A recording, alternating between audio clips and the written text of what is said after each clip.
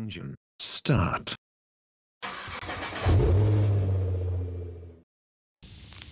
Hello guys, welcome to my YouTube channel.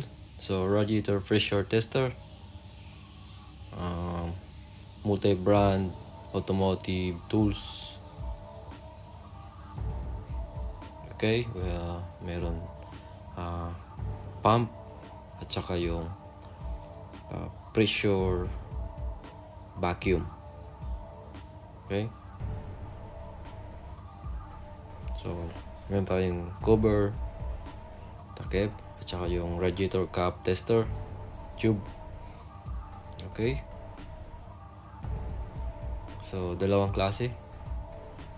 So ito yung gagamitin natin para sa mga cap ng radiator. Ayan, testing natin. So malaman yung yung kung may singaw yung ating radiator cap. So ito yung ating gauge ng ating pressure gauge radiator. So pag on, ayan, naka-off.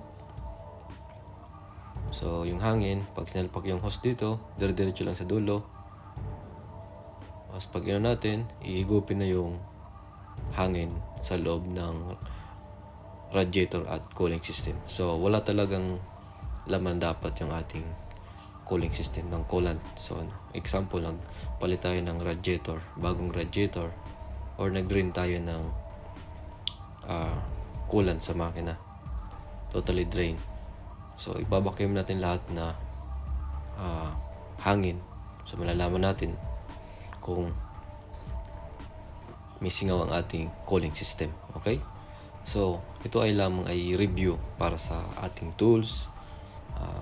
Pinapakita ko sa inyo na ganito yung tools na pwede nyo mabili para sa inyong trabaho or DIY. So ito yung panghigpit at panluwag ng inyong takip sa reservoir. Okay, so may manual naman, pwede nyo sundin yung ating manual. So pag may manual, magandang klase po yun. So meron pong standard procedure yung inyong supplier.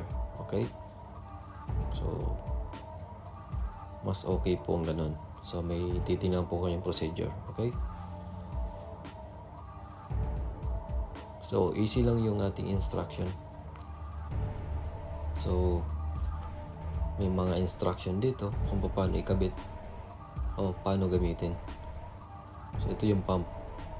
Ito yung pumapasok na hangin, yung positive pressure na binobomba natin sa ating radiator para malaman natin kung may butas ang cooling system.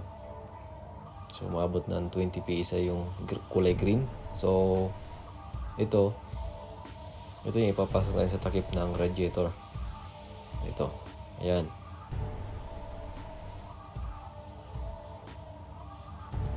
Okay, so ano pa yun ang eksaktong size ng takip ng radiator para matesting natin yung pang leak test natin.